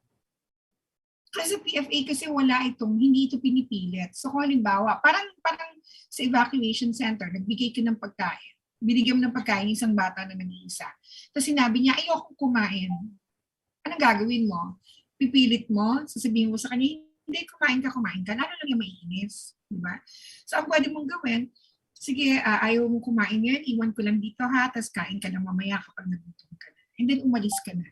Kasi kapag pinilit mo siya, pwedeng lalo siya mag-resist. O di kaya kapag tinarayan mo naman, again, tandaan natin, syempre at pain sila, di ba? So, medyo sensitive talaga sila. So, if you have a friend who you think needs PFA, tinawagan mo, tapos nag-resist siya na mag-open sa'yo, hindi natin yan pinipilit. We just make that person feel na, o sige, if you need somebody to talk to, nandito lang ako, tawag ka lang ha, o di kaya message ka lang. Para alam niya na nandyan ka. Yun. Thank you so much for Alright. that. All right, so thank you, Prof. Yeng, for that answer for the first question. Now, for the second question, we have here L as Prek from 1.3 BSP. Is it possible po ba to provide PFA for myself? Oh, okay. PFA for yourself, meaning you will know when you feel it. Siguro parang hindi natin siguro siya talagang ganung PFA, pero siguro yung principle can also be applied. Like for example, you should know yourself. Alam mo kung galit ka ba, natatakot ka ba, ano yung nararamdaman mo. Alamin mo kung saan yan nanggagaling. And then learn to manage it. Yun. So, halimbawa, na kinakabahan ka, for example, na nakakaranas ka na anxiety at that time, then identify, ano ba itong nararamdaman ko, takot ba to, saan to galing. So, paano ko siya i-manage? Pwedeng tumigil ka na muna, keep calm, tapos mag-breathing exercise ka. So yun, no? Siguro the principles of PFA, you can do for yourself. Okay po. Thank you so much. For the next question, ma'am, give me some example pa po para sa helping, not pampering po. More example of helping, not pampering. Kung ano yung kailangan nilang ibigay mo, huwag mong isubo. So, halimbawa, binigyan mo ng pagkain, bahala siyang kumain. Hindi mo na isusubo yun sa kanya. No? Kasi pampering is, ipoprovide mo lahat eh. Ikaw magbibigay, ikaw mag-aayos, ikaw. Yun yung pampering. Overdoing it. Overdoing the help. Parang halimbawa kung nasa evacuation center, nagbigay ka ng food ng lunch, hindi mo na ibibigay yung dinner. Ituturo mo na sa kanya kung saan niya kukunin. No? O mamayang gabi sa hapunan, yung mga pagkain dun sa gym kukunin, ha? Para pag nagutom ka na mamaya, kunin mo na lang doon. Ganon. O di kaya, katulad yung kanina, di ba, when I mentioned, yung kaibigan ko, she needed vitamins. Actually, pwede ko namang kontakin yung source ng vitamins. Hello, o yung kaibigan ko, ganito baka. Pero why would I do that? Diba? Kaya naman yung tumawag. So, ginawa ko, binigay ko yung number. Ito yung number, tawagan mo to. Tapos, kasabihan ko na yung kaibigan ko na may tatawag sa'yo para at least alam niya. Ganyan. So, sila na yung nag-usap. The following day na sa kanya yung vitamins. So, a friend also needed medicine. Delikado nung panahon yun, January, tataasan ng COVID cases. So kung pupunta nga siya sa Mercury Drug, di ba, ang hirap-hirap naman pumila. So binigay ko yung mga Viber numbers ng Mercury Drug. So tawagan mo. Tapos binigay ko na sa kanya yung tip na minsan matagal silang sumagot. Just be patient. O di kaya kulitin mo kapag matagal ka nang hindi sinasagot. Yung ganun, bibigyan mo na lang sila ng mga pamamaraan, but you don't need to do it for them.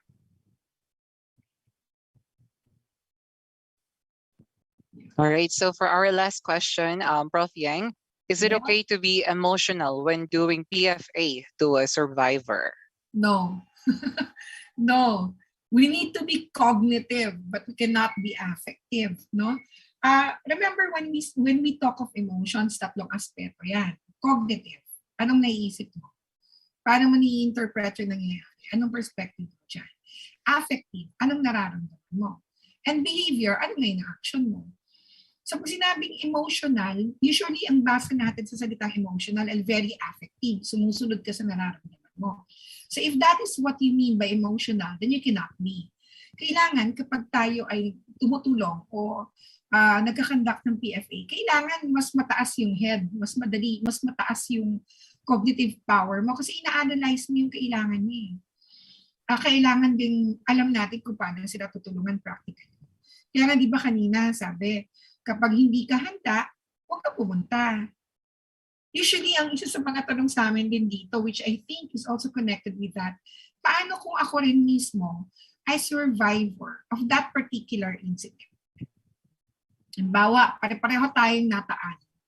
So kami rin, halimbawa, doon ako nakatira sa lugar malapit sa Taan. Sumabog si Taan. pare-pareho tayo na sa evacuation center. Am I fit to do psychological first aid? Actually, ang pinaka-safe na answer doon is wag na muna. No?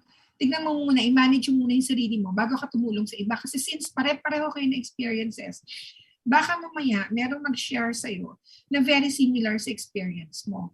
Imbis na maging objective ka, maging subjective ka. So in any counseling rules and principle, you cannot be subjective. Hindi pwedeng mauuna yung nararamdaman mo. For example, niloko ka ng boyfriend mo. Tapos yung kausap mo, issue niya rin love or relationship. Baka mauna ka pa umiyak. Di ba? O di kaya, imbis na maging objective kasi sasabihin mo sa kanya, sabihin mo talaga yung mga lalaki, mandaloko talaga yan. Dapat hindi ka nagtitiwala. Di ba? Kasi nadadala yung sa'yo. Nahihirapan tayong tignan kung ano yung issue nila, kadalasan na nalagay yung sa atin. Kaya nga yung projective technique, kung hindi ganun ka-mature yung magbibigay nito, mas malaki yung tendency na ang nababasa mo doon, yung sarili mong karanasan, hindi yung dun sa tao. So, when we do intervention of any way, kailangan hindi nauuna yung nararamdaman. Okay?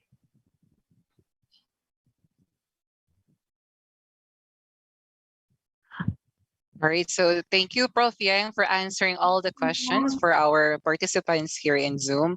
So now let's proceed to awarding the Certificate of Appreciation. So let's invite once again the NTC Psychological Society 4th Year Representative, Aaron Rabor.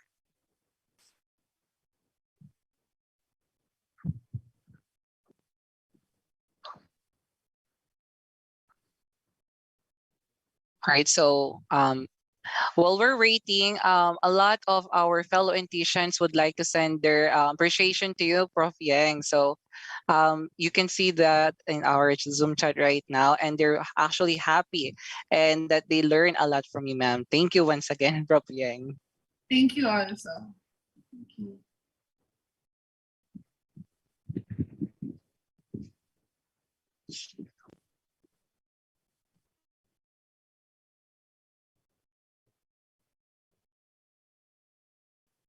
All right, so let's just have a couple of seconds only. We're having some technical difficulties. So let's see.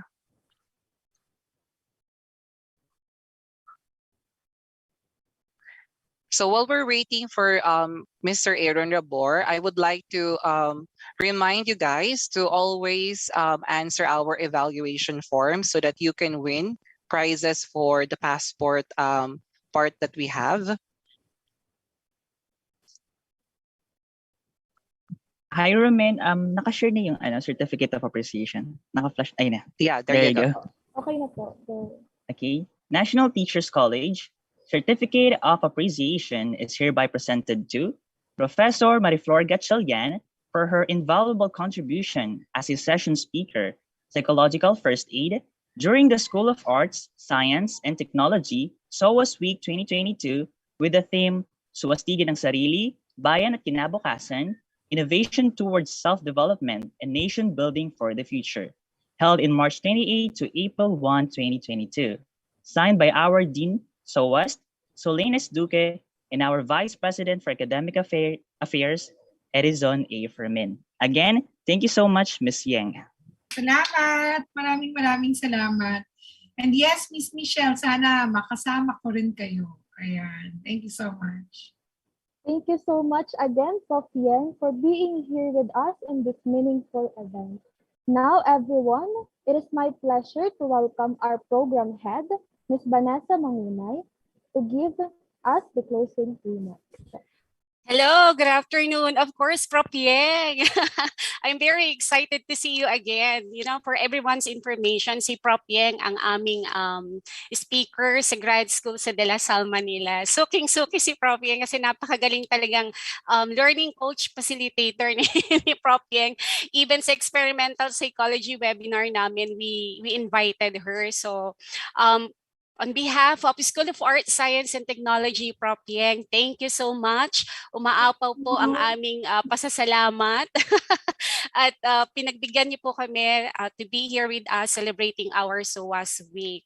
So ayan, ang dami naming mga takeaways at sabi nga ng mga students, thank you at sa uulitin, Prof. So I hope this will not be the last time na ma-invite namin kayo for a talk. Ayan. So, thank you po. Thank you so much. Back to you sa ating mga host.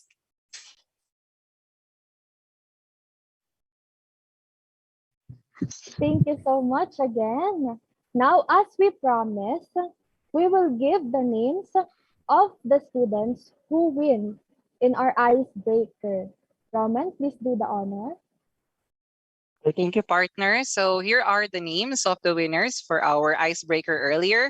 So we have Giselle Blaise Macabantad, Eunice Astrid Villagracia, Daisy Bagayan, Joshua Alvarez, Eliza Paula Almeria, and Cyrene Abulencia.